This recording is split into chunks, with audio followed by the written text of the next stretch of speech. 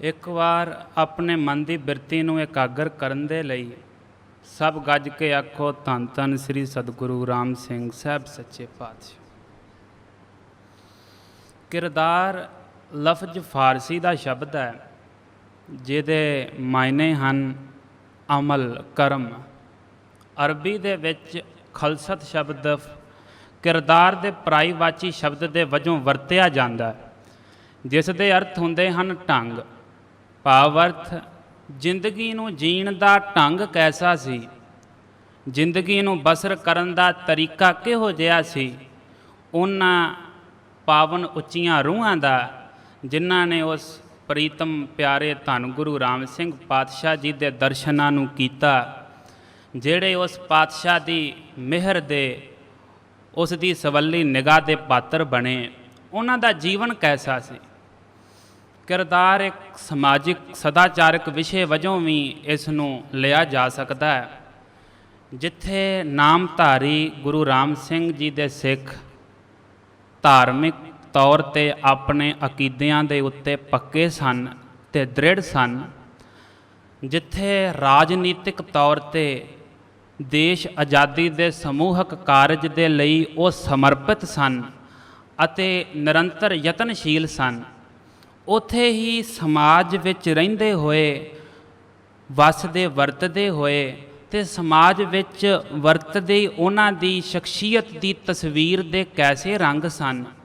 ਇਹਨਾਂ ਬਾਰੇ ਗੱਲ ਕਰਨਾ ਹੀ ਉਹਨਾਂ ਦੇ ਕਿਰਦਾਰ ਦੀ ਗੱਲ ਕਰਨਾ, ਜਿੱਥੇ ਸੱਚ ਦੇ ਹਾਮੀ ਹੋਣਾ ਅਤੇ ਸੱਚਾਈ ਤੋਂ ਨਾ ਡੋਲਣਾ ਉਹਨਾਂ ਦੇ ਕਿਰਦਾਰ ਦੀ ਤਸਵੀਰ ਦਾ ਇੱਕ ਰੰਗ ਹੈ। ਉੱਥੇ ਹੀ ਸਮਾਨਦਰਸ਼ੀ ਹੋਣਾ ਅਤੇ ਬਰਾਬਰਤਾ ਦਾ ਇਹ ਸੰਦੇਸ਼ ਦੇਣਾ, ਇਹ ਵੀ ਇੱਕ ਉਹਨਾਂ ਦੇ ਕਿਰਦਾਰ ਦੀ ਤਸਵੀਰ ਦਾ ਹੀ ਰੰਗ ਹੈ। ਸਮਾਜ ਦੇ ਭੁੱਲੇ ਵਿਸਰੇ, ਦੱਬੇ ਕੁਚਲੇ ਦੂਜੇ ਪੂਰੇ ਅੱਧ ਔਰਤ ਦੀ ਸਮਾਨਤਾ ਲਈ ਯਤਨ ਕਰਨੇ ਅਤੇ ਸਤਿਕਾਰ ਦੀਆਂ ਨਿਗਾਹਾਂ ਦੇ ਨਾਲ ਵੇਖਣਾ, ਬਰਾਬਰਤਾ ਬਖਸ਼ਣੀ, ਇਹ ਵੀ ਉਹਨਾਂ ਦੇ ਕਿਰਦਾਰ ਦੀ ਸੋਹਣੀ ਉਜਲੀ ਤਸਵੀਰ ਦਾ ਅਨਿੱਖੜਵਾਂ ਅੰਗ ਹੈ।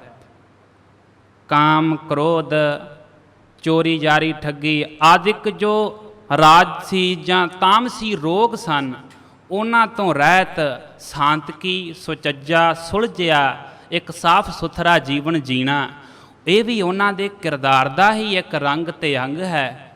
ਉੱਥੇ ਹੀ ਇਹਨਾਂ ਰੰਗਾਂ ਦੇ ਵਿੱਚੋਂ ਹੀ ਇੱਕ ਰੰਗ ਉੱਭੜ ਕੇ ਆਉਂਦਾ ਜੋ ਉਹਨਾਂ ਦੀ ਸ਼ਖਸੀਅਤ ਦਾ, ਕਿਰਦਾਰ ਦਾ ਐਸਾ ਰੰਗ, ਹੱਕ ਸੱਚ ਦੀ ਕਮਾਈ ਕਰਨੀ, ਬਗਾਨਾ ਹੱਕ ਨਾ ਮਾਰਨਾ। ਗੁਰੂ ਰਾਮ ਸਿੰਘ ਮਹਾਰਾਜ ਜੀ ਨੇ ਸਮੇਂ ਦੀ ਲੋੜ ਨੂੰ ਭਾਂਪਦਿਆਂ, ਸਮਝਦਿਆਂ ਜ਼ਰੂਰਤ ਨੂੰ, ਆਪਣੇ ਸਿੱਖਾਂ ਦੇ ਮਨਾਂ ਨੂੰ, ਉਹਨਾਂ ਦੀ ਆਤਮਾ ਨੂੰ ਬਲਵਾਨ ਕਰਨ ਦੇ ਲਈ, ਉਹਨਾਂ ਨੂੰ ਹੱਕ ਸੱਚ ਦੀ ਕਮਾਈ ਕਰਨ ਲਈ, ਧਰਮ ਦੀ ਕਿਰਤ ਵਿਰਤ ਕਰਨ ਲਈ ਪ੍ਰੇਰਿਆ ਅਤੇ ਬਗਾਨੇ ਹੱਕ ਤੋਂ ਵਰਜਿਆ। ਇਹੀ ਉਹਨਾਂ ਦੀ ਪ੍ਰੇਰਨਾ, ਉਹਨਾਂ ਦੀ ਸਿੱਖਿਆ, ਉਹਨਾਂ ਦਾ ਹੁਕਮ ਨਾਮਧਾਰੀਆਂ ਦੇ ਕਿਰਦਾਰ ਦੀ ਨੀਂਹ ਬਣ ਕੇ ਨਿਬੜਿਆ। ਅਤੇ ਇਕੱਲਾ ਨਾਮਧਾਰੀਆਂ ਦੇ, ਕੂਕਿਆਂ ਦੇ ਕਿਰਦਾਰ ਦਾ ਹੀ ਅੰਗ ਨਹੀਂ, ਹੱਕ ਸੱਚ ਦੀ ਕਮਾਈ ਕਰਨੀ, ਕਿਰਤ ਕਰਨੀ, ਇਹ ਉਹ ਸਿਧਾਂਤ ਹੈ ਜਿਹਨੇ ਸਿੱਖ ਮੱਤ ਨੂੰ ਪ੍ਰਚਲਿਤ ਵਿਚਾਰ ਧਾਰਾਵਾਂ ਤੋਂ ਨਿਖੇੜਿਆ, ਵੱਖਰਿਆਂ ਕੀਤਾ। ਵੈਦਿਕ ਕਾਲ ਦੀ ਸਨਾਤਨ ਵਿਚਾਰਧਾਰਾ ਨੇ ਵੀ ਭਿਕਸ਼ਾਮਦੇਹੀ ਦਾ ਹੀ ਮੰਤਰ ਰਟਿਆ ਸੀ। ਮੱਧ ਕਾਲ ਵਿੱਚ ਜੋ ਸਿਧਾਂਤ ਉੱਭੜੇ, ਵਿਚਾਰਧਾਰਾਵਾਂ ਆਈਆਂ, ਜਿਨ੍ਹਾਂ ਦਾ ਪ੍ਰਚਾਰ ਹੋਇਆ, ਜੋਗੀ ਸਿੱਧਨਾਥ, ਜੈਨੀ ਬੋਧੀ, ਇਹਨਾਂ ਵਿਚਾਰਧਾਰਾਵਾਂ ਨੇ ਵੀ ਇਸੇ ਹੀ ਭਿਕਸ਼ਾ ਦੇ, ਇਸੇ ਹੀ ਸਿਧਾਂਤ ਨੂੰ ਅਪਣਾਇਆ, ਸਵੀਕਾਰਿਆ। ਪਰ ਗੁਰੂ ਨਾਨਕ ਦੇਵ ਮਹਾਰਾਜ ਜੀ ਨੇ ਕਿਰਤ ਦਾ ਉਪਦੇਸ਼ ਦਿੱਤਾ, ਹੱਥੀਂ ਕੰਮ ਕਰਨ ਦਾ, ਹੱਥੀਂ ਕਾਰਜ ਕਰਨ ਦਾ, ਆਪ ਮਿਹਨਤ ਕਰਕੇ ਕਮਾਈ ਕਰਨ ਦਾ, ਖਾਣ ਦਾ ਅਤੇ ਉਹਦੇ 'ਚੋਂ ਦਾਨ ਕਰਨ ਦਾ ਉਪਦੇਸ਼ ਦਿੱਤਾ। ਅਤੇ ਗੁਰੂ ਰਾਮ ਸਿੰਘ ਮਹਾਰਾਜ ਜੀ ਦਾ ਹੱਕ ਸੱਚ ਦੀ ਕਮਾਈ ਕਰਨਾ, ਬਗਾਨੇ ਹੱਕ ਨੂੰ ਕਦੀ ਨਾ ਉਹਦੇ 'ਤੇ ਕਬਜ਼ਾ ਕਰਨਾ ਜਾਂ ਮਾਰਨਾ, ਇਹ ਇਸ ਗੱਲ ਦਾ ਸਬੂਤ ਸੀ ਕਿ ਨਾਮਧਾਰੀ ਗੁਰੂ ਰਾਮ ਸਿੰਘ ਮਹਾਰਾਜ ਜੀ ਦੇ ਸਿੱਖ, ਗੁਰੂ ਨਾਨਕ ਦੇਵ ਜੀ ਦਾ ਜੋ ਉੱਚ ਕਿਰਦਾਰੀ ਸਿਧਾਂਤ ਹੈ ਸਿੱਖੀ ਦਾ, ਉਸ ਦੇ ਅਸਲੀ ਪੈਰੋਕਾਰ ਸਨ। ਗੁਰੂ ਰਾਮ ਸਿੰਘ ਜੀ ਨੇ ਇਕੱਲਾ ਕਿਰਦਾਰ ਨੂੰ ਉੱਚਾ ਕਰਨ ਦਾ, ਆਪਣੇ ਆਪ ਨੂੰ ਸੁਧਾਰਨ ਦਾ ਕੱਲਾ ਉਪਦੇਸ਼ ਹੀ ਨਹੀਂ ਦਿੱਤਾ, ਸਤਿਗੁਰਾਂ ਨੇ ਆਪ ਵੀ ਪੂਰਨੇ ਪਾ ਕੇ ਵਿਖਾਏ ਤੇ ਸਿੱਖਾਂ ਨੂੰ ਉਹ ਕਰਨ ਦਾ ਕਰਕੇ ਵਿਖਾਇਆ ਜਿਸ ਦਾ ਹੁਕਮ ਦਿੱਤਾ। ਗੁਰੂ ਰਾਮ ਸਿੰਘ ਮਹਾਰਾਜ ਜੀ ਸ਼ੁਰੂ ਤੋਂ ਬਚਪਨ ਤੋਂ ਹੀ ਆਪਣੇ ਪਿਤਾ ਜੀ ਦੇ ਨਾਲ ਕੰਮ ਕਾਰ 'ਚ ਹੱਥ ਵੰਡਾਇਆ, ਲੋਹਾਰੇ ਤਰਖਾਣੇ ਦਾ, ਗਾਵਾਂ ਮੱਝਾਂ ਵੀ ਚਰਾਈਆਂ, ਹਿੱਸੇ 'ਤੇ ਖੇਤੀ ਵੀ ਕੀਤੀ। ਮਹਾਰਾਜਾ ਰਣਜੀਤ ਸਿੰਘ ਦੀ ਖਾਲਸਾ ਫੌਜ ਵਿੱਚ ਵੀ ਨੌਕਰੀ ਕੀਤੀ। ਆ ਕੇ ਮਾਮੀ ਰਾਮੀ ਨਾਲ ਸਾਂਝਾ ਵਪਾਰ ਵੀ ਕੀਤਾ। ਗੱਲ ਕੀ ਸਾਰੀ ਜ਼ਿੰਦਗੀ ਕਿਰਤ ਕੀਤੀ ਤੇ ਕਿਰਤ ਦਾ ਉਪਦੇਸ਼ ਦਿੱਤਾ। ਗਿਆਨੀ ਗਿਆਨ ਸਿੰਘ ਜੀ ਲਿਖਦੇ ਹਨ, ਕਰਤੋ ਦੁਕਾਨ ਲੋਹੇ ਕੱਪੜੇ ਕੀ ਰਾਮ ਸਿੰਘ, ਜੋ ਤਾਂਤੇ ਨਫਾ ਆਏ ਸੋਈ ਪਹਿਨੇ ਖਾਏ ਹੈ। ਆਪ ਹੱਥੀਂ ਕਿਰਤ ਕਰਕੇ ਖਾਧਾ ਤੇ ਉਪਦੇਸ਼ ਦਿੱਤਾ। ਇੱਕ ਵਾਰ ਬੀਬੀ ਨੰਦਾ ਭਾਜਾ ਸਬਜ਼ੀ ਤੋੜ ਲਿਆਏ ਕਿਸੇ ਬਗਾਨੇ ਦੇ ਚੜ੍ਹ ਸਿੰਘ ਦੇ ਖੇਤ 'ਚੋਂ। ਸਤਿਗੁਰਾਂ ਨੇ ਪੁੱਛਿਆ, ਲੜਕੀ ਇਹ ਆਪਾਂ ਤੇ ਬੀਜਿਆ ਨਹੀਂ ਹੈ, ਕਿੱਥੋਂ ਲੈ ਕੇ ਆਈ ਹੈ? ਚੜ੍ਹ ਸਿੰਘ ਦੇ ਖੇਤ ਤੋਂ ਲਿਆਂਦਾ। ਸਤਿਗੁਰਾਂ ਆਖਿਆ, ਵਾਪਸ ਕਰਕੇ ਆ, ਸਾਡਾ ਇੱਥੇ ਹੱਕ ਨਹੀਂ। ਧਰਨ ਲੱਗੀ ਸੀ, ਬੀਬੀ ਨੇ ਵਾਪਸ ਕਰਕੇ ਆਈ। ਉਹਨਾਂ ਦੇ ਘਰ ਵਿੱਚ ਸਤਿਗੁਰਾਂ ਕਿਰਦਾਰ ਬਣਾਇਆ। ਸਤਿਗੁਰਾਂ ਨੇ ਹੱਕ ਸੱਚ ਦਾ ਉਪਦੇਸ਼ ਦਿੱਤਾ ਕਮਾਈ ਕਰਨ ਦਾ। ਨਾਮਧਾਰੀ ਇਤਿਹਾਸ ਦੇ ਪਹਿਲੇ ਸਿੱਖਾਂ 'ਚੋਂ ਇੱਕ ਉੱਭੜਵਾਂ ਨਾਮ ਸਰਦਾਰ ਸ਼ਾਮ ਸਿੰਘ ਸਰਹਾਲੀ ਵਾਲੇ ਸਤਿਗੁਰਾਂ ਦੇ ਨਾਲ ਫੌਜ ਵਿੱਚ ਹਮਕਾਲੀ ਸਨ। ਸਤਿਗੁਰਾਂ ਦੇ ਫੌਜ ਵਿੱਚ ਵੀ ਨੌਕਰੀ ਕੀਤੀ। ਕਿਵੇਂ ਦਾ ਜੀਵਨ ਸੀ ਸਤਿਗੁਰਾਂ ਨੂੰ ਮਿਲਣ ਤੋਂ ਪਹਿਲਾਂ? ਕਿਵੇਂ ਸਤਿਗੁਰਾਂ ਨੇ ਕਿਰਦਾਰਾਂ ਦਾ ਨਿਰਮਾਣ ਕੀਤਾ? ਵਿਆਜੜੀਏ ਅੱਲ ਮਸ਼ਹੂਰ ਸੀ। ਇੱਕ ਵਿਧਵਾ ਦਾਦੀ ਨਾਲ ਉਹਦਾ ਪੋਤਰਾ ਹੈ, ਦੋਵੇਂ ਜਾਣੇ ਰਹਿੰਦੇ ਨੇ। ਜੋ ਮਿਹਨਤ ਮਜ਼ਦੂਰੀ ਕਰਕੇ ਕਮਾ ਕੇ ਲਿਆਉਂਦੀ ਹੈ ਦਾਦੀ, ਉਹੀ ਦਾਣੇ ਸ਼ਾਮ ਨੂੰ ਪੀ ਕੇ ਪ੍ਰਸ਼ਾਦਾ ਪਕਾ ਕੇ ਤੇ ਦੋਵੇਂ ਜਾਣੇ ਛਕਦੇ ਨੇ। ਸ਼ਾਮ ਸਿੰਘ ਦੇ ਕੋਲੋਂ ਇਹਨਾਂ ਕਰਜ਼ਾ ਲਿਆ ਤੇ ਸ਼ਾਮ ਸਿੰਘ ਸ਼ਾਹੂਕਾਰਾ ਅਗਰਾਉਣ ਆਉਂਦਾ, ਇਹਨਾਂ ਦੇ ਦਾਣੇ ਵਿਆਜ ਦੇ ਵਜੋਂ ਲੈ ਜਾਂਦਾ। ਭੁੱਖੇ ਪੋਤਰੇ ਨੂੰ ਵੇਖ ਕੇ ਦਾਦੀ ਨੇ ਕੁਝ ਦਾਣੇ, ਸੇਰ ਡੇਢ ਸੇਰ, ਚੱਕੀ ਦੇ ਪੁੜਾਂ ਦੇ ਵਿੱਚ ਲਗਾ ਦਿੱਤੇ। ਸ਼ਾਮ ਸਿੰਘ ਆਇਆ, ਆਪਣੇ ਨਾਲ ਨੌਕਰ ਨੇ ਜਿਹੜੇ ਦਾਣੇ ਸਾਹਮਣੇ ਪਏ ਸਨ ਚੁਕਾ ਕੇ ਉਹਨੇ ਭੇਜ ਦਿੱਤੇ ਨੇ। ਦਰਵਾਜ਼ੇ ਕੋਲ ਮੁੜਦਾ ਜਾਂਦਾ, ਦੁਬਾਰਾ ਵਾਪਸ ਆ ਗਿਆ।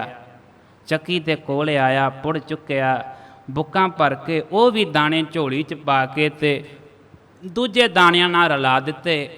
ਮਾਤਾ ਬਿਰਧ ਮਾਤਾ ਦੀਆਂ ਚੀਕਾਂ ਨਿਕਲ ਗਈਆਂ। ਇਹ ਕਿਰਦਾਰ ਸੀ ਪਹਿਲਾਂ ਉਹਨਾਂ ਦਾ।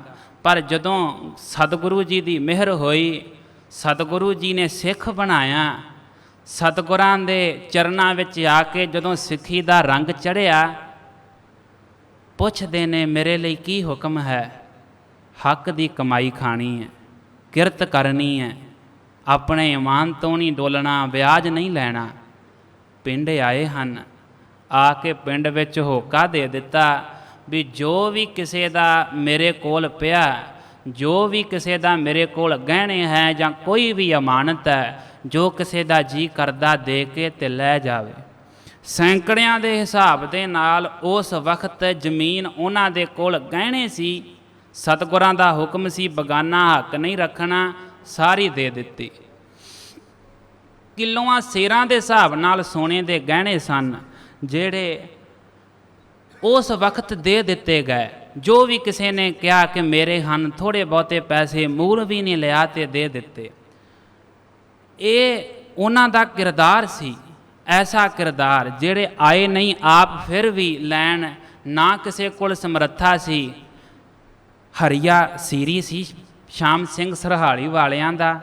ਜਿੰਨਾ ਲੇਖਾ ਜੋਖਾ ਬਚਿਆ ਸੀ ਸਿਰ 'ਤੇ ਚੁਕਾਇਆ, ਪਿੰਡ ਤੋਂ ਬਾਹਰ ਵਾਲੇ ਖੂਹ ਦੇ ਵਿੱਚ ਸੁਟਾ ਦਿੱਤਾ। ਮੇਰੇ ਸਤਿਗੁਰਾਂ ਦਾ ਹੁਕਮ ਨਹੀਂ ਬਗਾਨਾ ਹੱਕ ਰੱਖਣ ਦਾ, ਤੇ ਮੈਂ ਨਹੀਂ ਅੱਜ ਤੋਂ ਬਾਅਦ ਤੁਹਾਡੀਆਂ ਅਮਾਨਤਾਂ ਰੱਖਦਾ, ਤੁਹਾਡਾ ਲੇਖਾ ਜੋਖਾ ਮੁੱਕਾ।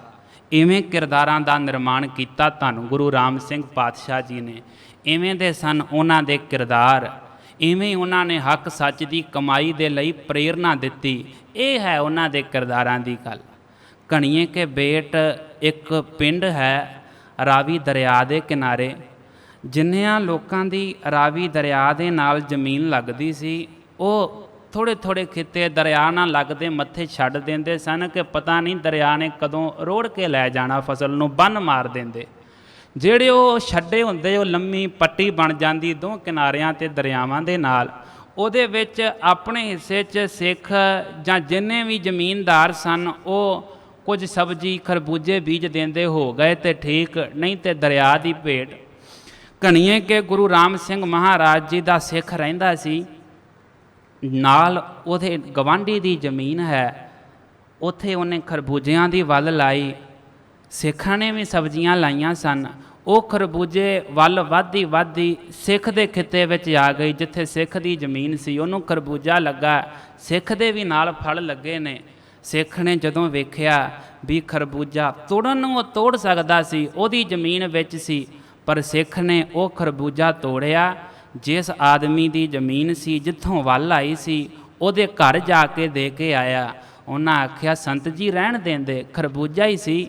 ਸਿੱਖ ਨੇ ਆਖਿਆ ਨਹੀਂ, ਇਹ ਖਰਬੂਜਾ ਨਹੀਂ, ਮੇਰੇ ਗੁਰੂ ਰਾਮ ਸਿੰਘ ਦਾ ਹੁਕਮ ਹੈ, ਬਗਾਨੇ ਦਾ ਹੱਕ ਨਹੀਂ ਰੱਖਣਾ। ਬਗਾਨੇ ਦਾ ਜੇ ਤੁਹਾਡਾ ਹੱਕ ਸੀ ਇਹ ਤੁਹਾਡਾ, ਇਹ ਮੈਂ ਰੱਖ ਨਹੀਂ ਸਕਦਾ। ਇਹ ਹੈ ਕਿਰਦਾਰ ਸਤਿਗੁਰੂ ਰਾਮ ਸਿੰਘ ਮਹਾਰਾਜ ਜੀ ਦੇ ਸਿੱਖਾਂ ਦਾ। ਐਸੀ ਉਹਨਾਂ ਨੇ ਸਿੱਖਿਆ ਦਿੱਤੀ, ਹੱਕ ਸੱਚ ਦੀ ਕਮਾਈ, ਤੇ ਕਿਵੇਂ ਉਹਨਾਂ ਨੇ ਆਪਣੇ ਸਿੱਖਾਂ ਨੂੰ ਪਰਿਪੱਕ ਕੀਤਾ। ਮੀਆਂ ਸਿੰਘ ਸਰਹਾਲੀ ਵਾਲੇ ਮਸ਼ਹੂਰ ਨਾਮ ਹੈ ਨਾਮਧਾਰੀ ਇਤਿਹਾਸ ਦਾ। ਬਿਰਧ ਅਵਸਥਾ ਸੀ, ਚੱਲਣ 'ਚ ਮੁਸ਼ਕਲ ਹੁੰਦੀ ਸੀ, ਘੋੜੀ 'ਤੇ ਬੈਠੇ ਨੇ। ਸੰਤ ਮੰਗਲ ਸਿੰਘ ਜੀ ਨੇ ਘੋੜੀ ਦੀਆਂ ਵਾਗਾਂ ਫੜੀਆਂ, ਤੁਰੇ ਜਾਂਦਿਆਂ ਸੰਤਾਂ ਨੇ ਨਾਂ ਲੈ ਕੇ ਆਖਿਆ, ਮੰਗਲਾ ਮੇਰਾ ਨਿਯਮ ਨਾ ਤੋੜ ਦੇਂ। ਸੰਤ ਜੀ ਤੁਹਾਡਾ ਕੀ ਨਿਯਮ ਹੈ?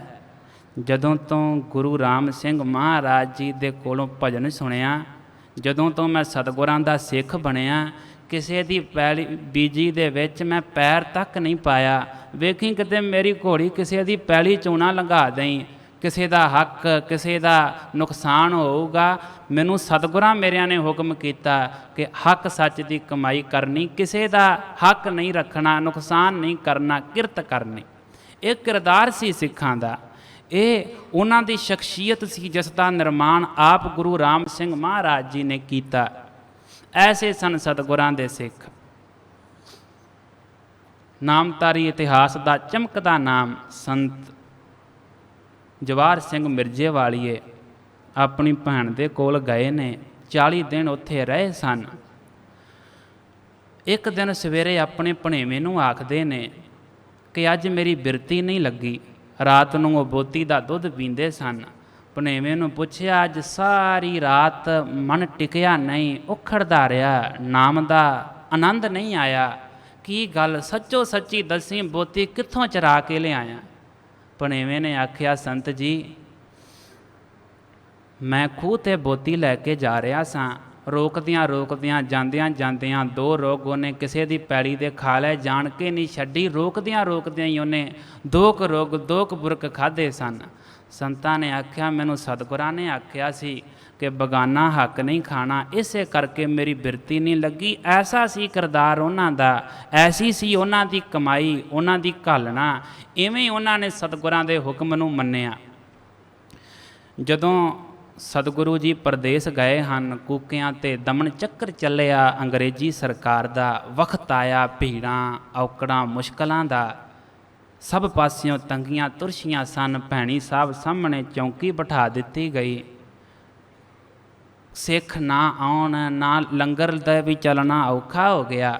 ਫਿਰ ਸਿੱਖਾਂ ਨੇ ਸਲਾਹ ਕਰਕੇ ਸਮੁੰਦ ਸਿੰਘ ਮਰਹਾਣੇ ਦੇ ਸਿੱਖ, ਨਾਰਲੀ ਦਾ ਕੁਝ ਸਿੱਖ, ਇਹਨਾਂ ਨੇ ਜਦੋਂ ਵਾਹਵਾ ਰਕਮ ਪਾਈ, ਇਹਨਾਂ ਨੇ 3500 ਦੇ ਕਰੀਬ ਇਹਨਾਂ ਪੈਸੇ ਪਾਏ। ਉਹਨਾਂ ਦਿਨਾਂ ਵਿੱਚ ਨਾਲ ਹੀ ਇੱਕ ਗੱਡਾ ਸਣੇ ਬੈਲਾਂ ਦੇ ਦਾਣਿਆਂ ਦਾ ਦਿੱਤਾ। ਉੱਥੇ ਹੀ ਇੱਕ ਸਿੱਖ ਆਇਆ, ਨਾਮ ਹੈ ਉਹਦਾ ਬੂਟਾ ਸਿੰਘ, ਲਾਖਣਾ ਉਹਦਾ ਪਿੰਡ ਹੈ, ਤੇ ਆ ਕੇ ਆਖਦਾ, ਸਿੱਖੋ ਮੇਰਾ ਵੀ ਜੀ ਕਰਦਾ ਕਿ ਮੈਂ ਗੁਰੂ ਦੇ ਲੰਗਰ ਵਿੱਚ ਆਪਣਾ ਯੋਗਦਾਨ ਪਾਵਾਂ, ਮੇਰਾ ਵੀ ਮਨ ਕਰਦਾ ਕਿ ਮੈਂ ਆਪਣਾ ਹਿੱਸਾ ਪਾਵਾਂ ਗੁਰੂ ਦੀ ਸੇਵਾ ਦੇ ਵਿੱਚ। ਮੈਂ ਤੁਹਾਡੇ ਵਾਂਗੂ ਧਨਵਾਨ ਤੇ ਨਹੀਂ, ਮੇਰੇ ਕੋਲ ਪੈਸਾ ਤੇ ਨਹੀਂ। ਸਿੱਖਾਂ ਨੇ ਸੋਚਿਆ ਫਿਰ ਇਹ ਕਿਵੇਂ ਹਿੱਸਾ ਪਾਵੇਗਾ। ਉਹਨੇ ਹੱਥ ਜੋੜੇ, ਨੇਤਰਾਂ 'ਚ ਜਲ ਭਰਿਆ ਤੇ ਆਖਿਆ, ਮੇਰੇ ਕੋਲ ਆਪਣਾ ਸਰੀਰ ਹੈ, ਮੈਂ ਆਪਣਾ ਸਰੀਰ ਅਰਦਾਸ ਕਰਦਾ, ਮੈਂ ਆਪਣੀ ਸਾਰੀ ਜ਼ਿੰਦਗੀ ਆਪਣਾ ਸਰੀਰ ਗੁਰੂ ਕੀ ਲੋਹ ਨੂੰ ਅਰਦਾਸਾ ਕਰਦਾ। ਉਹਨਾਂ ਨੇ ਬਾਬਾ ਬੂਟਾ ਸਿੰਘ ਜੀ ਨੇ ਸਾਰੀ ਜ਼ਿੰਦਗੀ ਗੁਰੂ ਕੀ ਲੋਹ ਦੀ ਸੇਵਾ ਕੀਤੀ। ਗੁਰੂ ਕੀ ਲੋਹ ਦੇ ਵਿੱਚ ਉਹਨਾਂ ਨੇ ਹਮੇਸ਼ਾ ਆਪਣਾ ਸਾਰਾ ਸਮਾਂ ਦਿੱਤਾ ਸੇਵਾ ਕਰਦਿਆਂ, ਉਗਰਾਹੀ ਕਰਦਿਆਂ। ਇੱਕ ਦਿਨ ਉਗਰਾਹੀ ਕਰਨ ਦਰਿਆ ਤੋਂ ਪਾਰ ਗਏ। ਕੁਝ ਸਿੱਖਾਂ ਦੇ ਘਰ ਸਨ, ਉੱਥੋਂ ਉਗਰਾਹੀ ਦੇ ਦਸਵੰਧ ਦੇ ਧਨ ਪੈਸੇ ਲੈ ਕੇ ਆਏ, ਗੁਰੂ ਘਰ ਸਾਧ ਸੰਗਤ ਦੇ ਪੈਸੇ। ਵਾਪਸ ਆਉਣ ਲੱਗੇ, ਸ਼ਾਮ ਦਾ ਵਕਤ, ਸੂਰਜ ਆਪਣੇ ਘਰ ਨੂੰ ਜਾ ਰਿਹਾ, ਹਨੇਰਾ ਫੈਲ ਰਿਹਾ ਸੀ। ਦਰਿਆ ਦੇ ਕਿਨਾਰੇ ਖੜੇ ਹਨ, ਨਾਮ ਜਪਦੇ ਜਪਦੇ ਆਏ ਤੇ ਰੁਕ ਗਏ, ਕੁਝ ਸੋਚਣ ਲੱਗ ਗਏ। ਮਲਾਹ ਖੜਾ ਸੀ ਬੇੜੀ ਦੇ ਵਿੱਚ, ਆਖਿਆ ਬਾਬਾ ਜੀ ਆ ਜਾਓ, 2 ਪੈਸਿਆਂ ਦੀ ਗੱਲ ਤੁਹਾਨੂੰ ਪਾਰ ਕਰ ਦਿੰਦੇ ਆ। ਬਾਬਾ ਬੂਟਾ ਸਿੰਘ ਜੀ ਨੇ ਆਖਿਆ ਕਿ ਇਹ ਪੈਸੇ ਮੇਰੇ ਨਹੀਂ, ਇਹ ਸਾਧ ਸੰਗਤ ਦੇ ਪੈਸੇ ਨੇ, ਮੈਂ ਐਵੇਂ ਵਰਤ ਨਹੀਂ ਸਕਦਾ, ਮੇਰਾ ਹੱਕ ਨਹੀਂ ਬਣਦਾ। ਉਫਾਨ ਤੇ ਦਰਿਆ ਸੀ, ਤੈਰ ਕੇ ਬਾਬਾ ਬੂਟਾ ਸਿੰਘ ਜੀ ਨੇ ਪਾਰ ਕੀਤਾ ਉਹ ਦਰਿਆ। ਤੇ ਜੋ ਪੈਸੇ ਸਨ ਸਾਧ ਸੰਗਤ ਦੇ, ਉਹ ਵਰਤੇ ਨਹੀਂ, ਕਿਉਂਕਿ ਹੱਕ ਨਹੀਂ ਸੀ, ਬਗਾਨਾ ਹੱਕ ਸੀ। ਹੱਕ ਸੱਚ ਦੀ ਕਮਾਈ, ਐਸਾ ਕਿਰਦਾਰ ਸੀ ਸਤਿਗੁਰਾਂ ਦੇ ਸਿੱਖਾਂ ਦਾ, ਐਸਾ ਉਹਨਾਂ ਦਾ ਜੀਵਨ ਸੀ। ਇਵੇਂ ਗੁਰੂ ਰਾਮ ਸਿੰਘ ਮਹਾਰਾਜ ਜੀ ਨੇ ਸ਼ਖਸੀਅਤਾਂ ਦਾ ਨਿਰਮਾਣ ਕੀਤਾ, ਸ਼ੁਭ ਗੁਣ ਇਵੇਂ ਹਿਰਦੇ 'ਚ ਪੱਕ ਕੀਤੇ। ਜ਼ਿੰਦਗੀ ਤੇ ਉਵੇਂ ਹੀ ਲੰਘ ਰਹੀ ਸੀ, ਖਾਣਾ ਵੀ ਉਹੀ, ਸੌਣਾ ਵੀ ਉਸੇ ਤਰ੍ਹਾਂ, ਸਰੀਰ ਵੀ ਉਹੀ ਸੀ। ਸਤਿਗੁਰਾਂ ਨੇ ਮਨ ਤਬਦੀਲ ਕਰ ਦਿੱਤੇ, ਸਤਿਗੁਰਾਂ ਨੇ ਮਨ ਮਜ਼ਬੂਤ ਕਰ ਦਿੱਤੇ। ਇੱਕ ਵਾਰ ਦੀ ਗੱਲ ਹੈ, ਸਤਿਗੁਰੂ ਰਾਮ ਸਿੰਘ ਮਹਾਰਾਜ ਆਨੰਦਪੁਰ ਹੋਲੇ 'ਤੇ ਜਾ ਰਹੇ ਸਨ। ਰਾਹ ਦੇ ਵਿੱਚ ਰਸਤੇ 'ਚ ਜਦੋਂ ਡੇਰੇ ਲੱਗਣੇ, ਰਾਤੀ ਸ਼ਾਮ ਨੂੰ ਰਾਗੀਆਂ ਨੇ ਕੀਰਤਨ ਕਰਨਾ, ਦੀਵਾਨ ਸੱਜਣਾ। ਇੱਕ ਸਿੱਖ ਨੇ ਆ ਕੇ ਪੈਸੇ ਮੱਥਾ ਟੇਕ ਕੇ, ਸਤਿਗੁਰਾਂ ਦੇ ਹੱਥ 'ਚ ਖੂੰਡਾ ਸੀ, ਖੂੰਡੇ ਨਾਲ ਪੈਸੇ ਵਗਾ ਕੇ ਦੂਰ ਮਾਰੇ ਤੇ ਆਖਿਆ ਚੁੱਕ ਕੇ ਲੈ ਜਾ। ਸਿੱਖ ਕੋਲ ਆਇਆ, ਪਾਤਸ਼ਾਹ ਜੀ ਕੀ ਮੇਰੇ ਕੋਲੋਂ ਅਵੱਗਿਆ ਹੋਈ, ਭੁੱਲ ਹੋਈ ਹੈ। ਸਤਿਗੁਰਾਂ ਆਖਿਆ ਤੂੰ ਫਲਾਣੇ ਪਿੰਡ 'ਚੋਂ ਫਲਾਣੇ ਆਦਮੀ ਦੀ ਘੋੜੀ ਵੇਚੀ ਹੈ ਚੋਰੀ ਕੱਢ ਕੇ, ਇਹ ਉਸ ਦੇ ਪੈਸੇ ਹਨ। ਹੱਕ ਸੱਚ ਦੀ ਕਮਾਏਗਾ ਤਾਂ ਤੈਨੂੰ ਸਿੱਖ ਮੰਨਾਂਗੇ, ਉਨੀ ਦੇਰ ਤੱਕ ਸੰਗਤ 'ਚ ਨਾ ਆ। ਜੇ ਸੰਗਤ 'ਚ ਆਉਣਾ, ਜੇ ਸਿੱਖ ਅਖਵਾਉਣਾ, ਜੇ ਸੱਚਮੁੱਚ ਤੂੰ ਨਾਮਧਾਰੀ ਬਣਨਾ ਚਾਹੁੰਦਾ, ਪਹਿਲਾਂ ਜਿਹਦੀ ਘੋੜੀ ਵੇਚੀ ਹੈ ਇਹ ਪੈਸੇ ਦੇ, ਘੋੜੀ ਵਾਪਸ ਲਿਆ ਕੇ ਉਹ ਸਿੱਖ ਦੇ ਘਰ ਬੰਨ ਤਾਂ। ਸਤਿਗੁਰਾਂ ਨੇ ਇਵੇਂ ਆਪਣੇ ਸਿੱਖਾਂ ਦੇ ਕਿਰਦਾਰ ਨੂੰ ਸਿਖਰ 'ਤੇ ਲੈ ਕੇ ਗਏ। ਉੱਚਤਮ ਅਵਸਥਾ ਦੇ ਵਿੱਚ ਸਿੱਖਾਂ ਦੇ ਜੀਵਨ ਨੂੰ ਸਤਿਗੁਰਾਂ ਨੇ ਸਵਾਰਿਆ, ਬਣਾਇਆ ਤੇ ਪੇਸ਼ ਕੀਤਾ ਸਮਾਜ ਦੇ ਤੌਰ 'ਤੇ। ਸਮਾਜਿਕ ਰੂਪ ਵਿੱਚ ਐਸੇ ਸਨ ਸਤਿਗੁਰਾਂ ਦੇ ਸਿੱਖ। ਗੱਲ ਮਸ਼ਹੂਰ ਹੈ, ਸਭ ਨੇ ਸੁਣੀ ਹੈ। ਜਿਸ ਪਿੰਡ 'ਚੋਂ ਨਾਮਧਾਰੀ ਸਿੱਖ ਲੰਘ ਵੀ ਜਾਂਦੇ ਸਨ, ਪਿੰਡਾਂ ਦੇ ਪਿੰਡ ਨਾਮਧਾਰੀ ਹੋ ਜਾਂਦੇ ਸਨ। ਬਿਨਾਂ ਇੱਕ ਸ਼ਬਦ ਵੀ ਕਹੇ, ਬਿਨਾਂ ਕੁਝ ਆਖੇ ਸੁਣੇ। ਉਹਨਾਂ ਦਾ ਪ੍ਰਭਾਵ ਹੀ ਐਸਾ ਸੀ, ਉਹਨਾਂ ਦੀ ਰਹਿਣ ਸਹਿਣ, ਦਿਨਚਰਿਆ, ਮਰਿਆਦਾ, ਕਿਰਿਆ ਹੀ ਉਹਨਾਂ ਦੀ ਐਸੀ ਸੀ, ਉਹਨਾਂ ਦਾ ਕਿਰਦਾਰ ਹੀ ਐਸਾ ਸੀ। ਐਸਾ ਪ੍ਰਭਾਵ ਪ੍ਰਚਾਰ ਕੀਤਾ ਗੁਰੂ ਰਾਮ ਸਿੰਘ ਮਹਾਰਾਜ ਜੀ ਦੇ ਸਿੱਖਾਂ ਨੇ। ਇਹ ਸਤਿਗੁਰਾਂ ਦੇ ਸਿੱਖਾਂ ਦਾ ਕਿਰਦਾਰ ਸੀ। ਐਵੇਂ ਉਹਨਾਂ ਨੇ ਆਪਣੇ ਸਤਿਗੁਰਾਂ ਦੇ ਹੁਕਮ ਨੂੰ ਮੰਨਿਆ। ਇੰਨੀਆਂ ਬੇਨਤੀਆਂ ਕਰਦਾ ਮੈਂ ਖਿਮਾਂਦਾ ਜਾ ਚੱਕਾਂ ਹੋਈਆਂ, ਗਲਤੀਆਂ ਭੁੱਲਾਂ ਚੁੱਕਾਂ ਦੀ ਮਾਫੀ ਬਖਸ਼ਣਾ। ਸਤਿ ਸ੍ਰੀ ਅਕਾਲ।